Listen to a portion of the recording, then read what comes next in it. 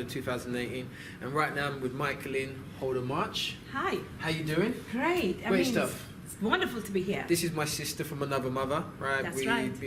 We did some stuff in London together, we've done stuff in Ghana. But anyway. Lots of support right across the board. Definitely so. Yeah. But before we continue, I'm going to ask Michaelene to just quickly introduce herself and tell you a little bit about what she does. So Okay. please do. Hi, my name is Michaelene Holder-March. I'm a healthcare executive. I'm international keynote speaker for knowledge management. So I'm not a motivational speaker. So I do management, leadership, organization, behavior. I coach and mentor people. I also have my own business, mhmhealthconsultancy.com, and I just launched my ties, which is neuroman.com, and I have new skincare products as well.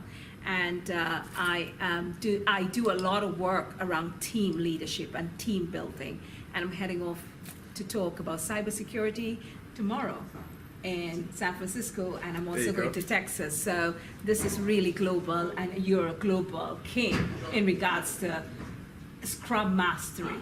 Yeah, well, in terms of the Agile coaching consultancy side of things, we're getting there. Not quite there as of yet, but you spoke about leadership and team leadership. So just expand on that a bit more. I mean, how do you support leaders in this new way of working in this changing world? I think one of the key things is for leaders.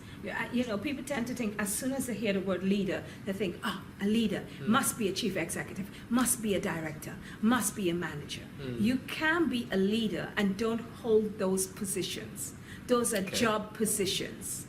So you can actually be a leader in your own work environment without holding that position. And I think it's really fundamental to identify what is the project, who are the key people, and who have leader-like qualities. Right, okay.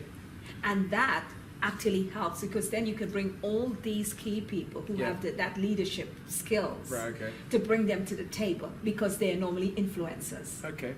So are there any key, so that sounds like kind of leadership at all levels, and also looking to grow leaders as well. Yes. Are there, in your experience, any kind of innate type of traits of a leader? What should we be looking for if we're trying to grow leaders? I think one of the key things is someone who is disruptive. Okay. Thinking outside of the box. Right, okay. Yeah? Someone who's willing to challenge, but challenge in a way to have the evidence and supporting solution. Okay. Not someone who just want to be challenging, but they're not solution finders. Right, I appreciate that. Yeah? So They are what you call information destroyers. So basically, just to clarify that, what we're saying is not just people who, for the sake of challenge, just challenge, but people who can challenge based on, hey, I've thought through this, you might not have seen this pitfalls, here's the challenge, here's why the challenge, and here's a possible solution. And here are the gaps. And guess what? I think if we do it this way, even if you're giving them an opportunity to try it, those people are rich in ideas, and they are really a key asset to an organization, because they are thinking how this organization can grow, maximize, and actually be competitive in the world that we're dealing with. So I like disruptors. Okay. I find disruptors really interesting employees to work with, because when you say, let's do A/B, and they ask you why, you have to question, am I doing this because of? Interesting. Or am I doing this because there is a good and sound cost efficiency, performance, whatever is related? And I like those people. I employ them in a minute. Okay. Because I'm not fearful. And the reason why I said that interesting, that's why I like doing what we do here, is actually, as you were saying, I was thinking about my children. So as you know, I've got 3 boys, 7, 5, and one of them about to be 4 in a couple of weeks' time. So happy birthday in advance, darling. But anyway, sometimes when they challenge me, I have to ask myself that question. Why am I asking them to do this thing? Is it really about them? What is the value? Who is the value? Or is it really about me? Is it something that I want? Is it about myself? So you're right. Sometimes control. Exactly. I ask myself sometimes: is it that just a controlling thing? What's the real purpose? What's the real end goal? And that helps me to grow as a parent as well. So actually sometimes stop and reflect when I'm able to, because I'm not saying every time I'm able to, and actually say, what really was that about? So what you're saying is actually, that's the same thing in terms of leadership. It's psychological imprisonment outside of actual physical prison doors, because you are actually restricting thought process. Okay. You're restricting that person from actually being innovative. Right, okay. And it's total control. So even if you look at it in a family environment, you're actually creating indirectly prisons within the household. So Wow. you're saying, you have a 7-year-old, Yeah. and you say, I want you to put on this Yeah. because I iron it and I Yeah. put it that way. You've already imprisoned his Ah. thought process of how he wants to dress. Right, okay. Yeah? So it is a type of imprisonment. Okay. Why not say, this is your type of clothes, this is all your clothes, and we are going to this type of function, and what do you think? Bear in mind the other kids will be wearing things like this, but he might decide, no, I don't want to wear that. True. And he can actually be one of those who actually will go on to create multi-million empires because he's see. not following the I see. crowd. Okay, I see. And that's what we come back to, identifying leaders. Yes. It's people who are not identifying with what everyone says, but Awesome. sitting to think and say, that's a good idea. However, you know what? That idea has been tested and failed. And why? And how? And what we can do about it. And I know another place where they've tried that and they failed, but they have done this. But I think we can do better. And how we're going to do better is by putting in these 1, 2, 3 steps. Why don't you give me a try? Wow. It's all about ladder building. And I say to people, think of a ladder. Yeah, you look at it, it's really tall. Like, God, how am I going to get to the top? I want to get to my loft, but I really can't climb.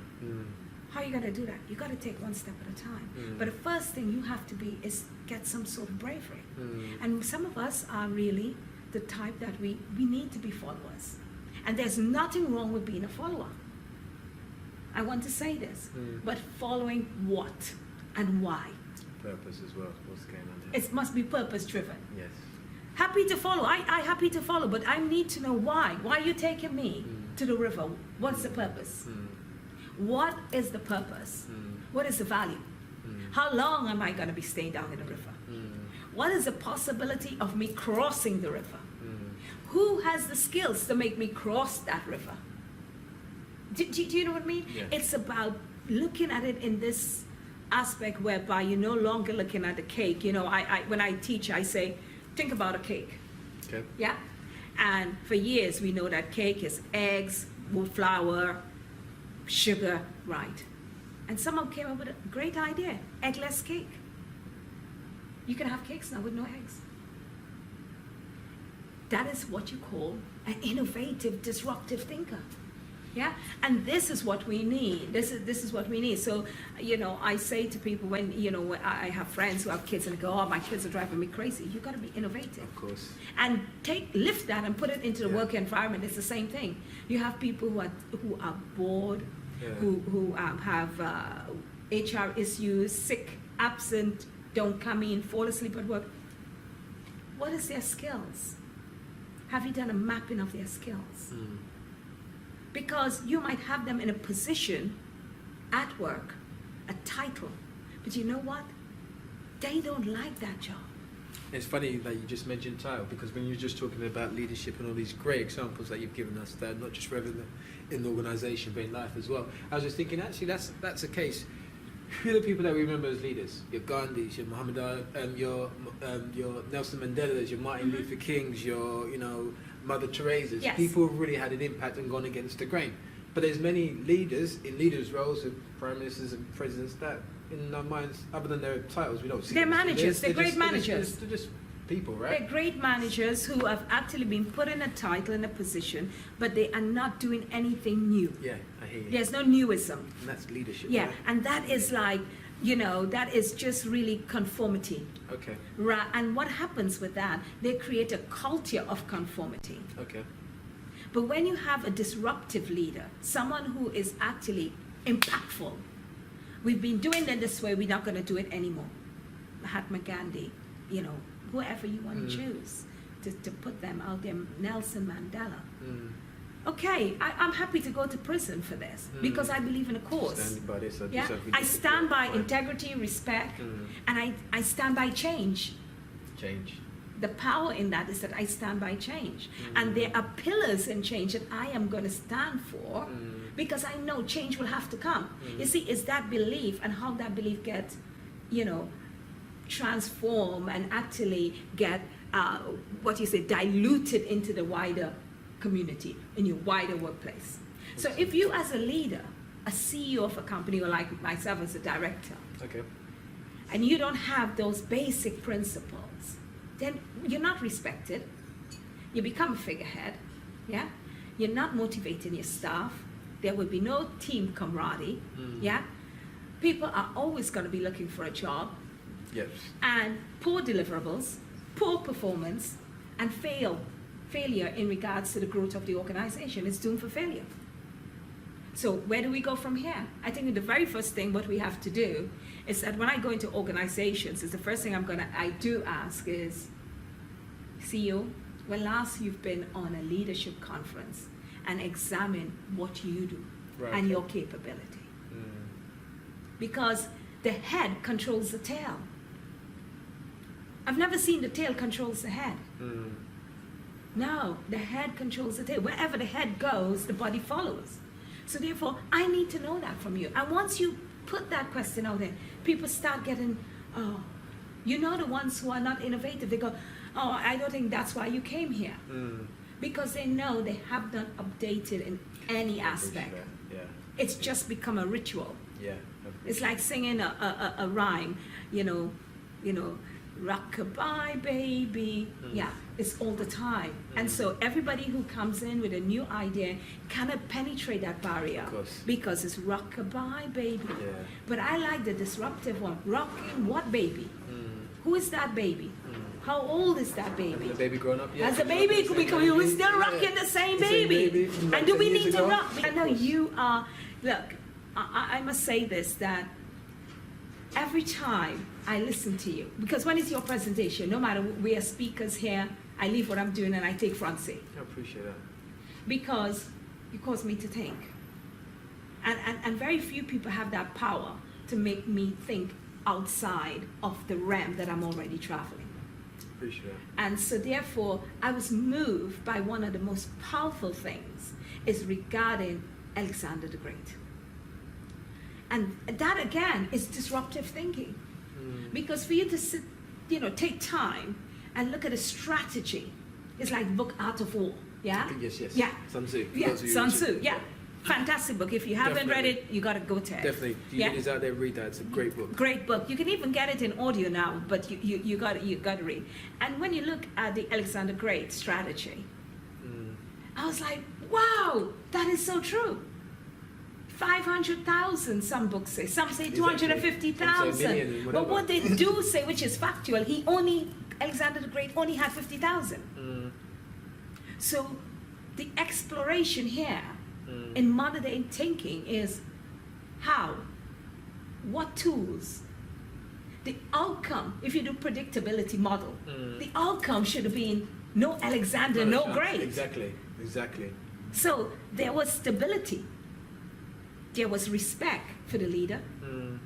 There was confidence, because to face, there was team camaraderie, that together we stand, together we fall.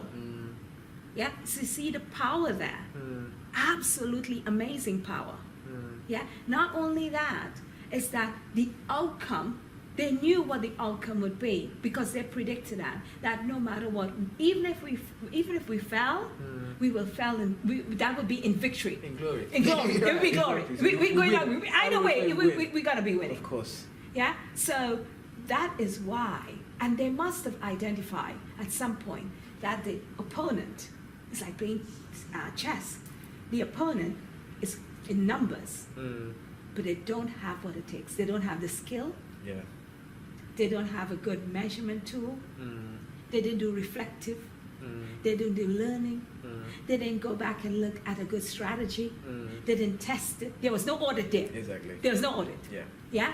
And most importantly, when they were recruiting and selection process, which you need for Scrum, yeah, and you need for Agile, and you need for any organization, is to make sure that your selection, your recruitment and retention is actually at the finest. Yeah, make sure you got the proper people with the right skill Proper set. people, right skill set, right skill set, right mindset, right people, right job. Yeah, right people, right job. And I'm certain that Alexander the Great had the right people for the right job. And today, if we follow that, what you just put forward, which I am going to use, it means to say that in organizations that are failing, because I like you. You know, you're my brother. I'm going to give you that job. You don't mind. Yeah, but you don't have the skill. Exactly. You don't have the skill. But you know, you're managing 40 people, 100 people. But you're just there. And you're managing. And there's frustration. It's building up. Of course. Because people know you don't have the skill. Of course. They're talking to you in German and you talking to them in some other language. And they're like, we're not getting together.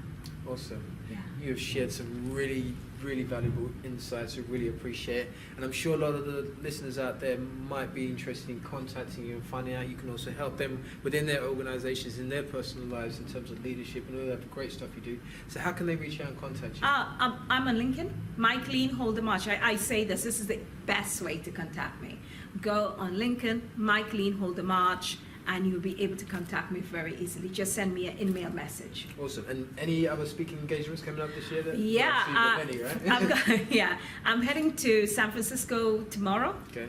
I am with Internet of the World. I'll be speaking with Verizon and UPS and all of these people on cybersecurity that impacts on healthcare. Yep. I'm doing some work with a football team. I'm also coming back to present a research that I've done in regards to the impact of sanitary towels on women who are going through poverty. Right, It's an in-depth research, and this is with the Healthcare International Conference with healthcare leaders from all over the world. It's going in an academic journal. Then from that, I'm doing Spread the Wealth, which is with social enterprise. I'm running one of the biggest workshops for them on behalf of them. And then I fly back to San Diego for another conference and Agile in Africa. No, but you know, beside all of that, can I say something? There's quite a few things I'm doing in between. Of course. But the one that I am not going to miss. And you know, last year, I was there last year with my broken arm. I remember you there. You still gave an awesome keynote. You said people. I had my arms in sling. I was on a plane. I don't care. I went and get it cut. I said, cut this cast down the middle so that I can fly. And it is Agile Africa 2018. Yep. 24th of October. We will be there, brother. We'll definitely be there, and hopefully you join us there. So if you go to www.agileinaafrica, you'll find out all the relevant details. But there you've got all the details from Michaelene about how to reach out to us. Please do, because I've learned a lot just from this conversation, and maybe you have too. Right. So Michaelene, thank you ever so much. Really appreciate it.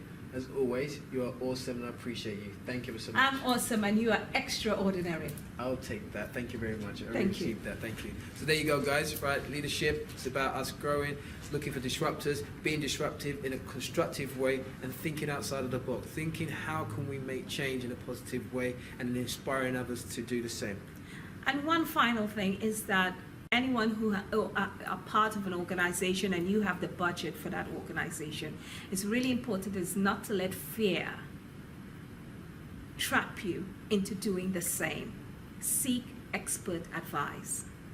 That's the only way of you introducing new knowledge, tested knowledge, and actually to cause a ripple of change. And don't expect it to happen instantly. It's a process. Takes time, right? Takes time. Awesome. Thank you very much. Thank you.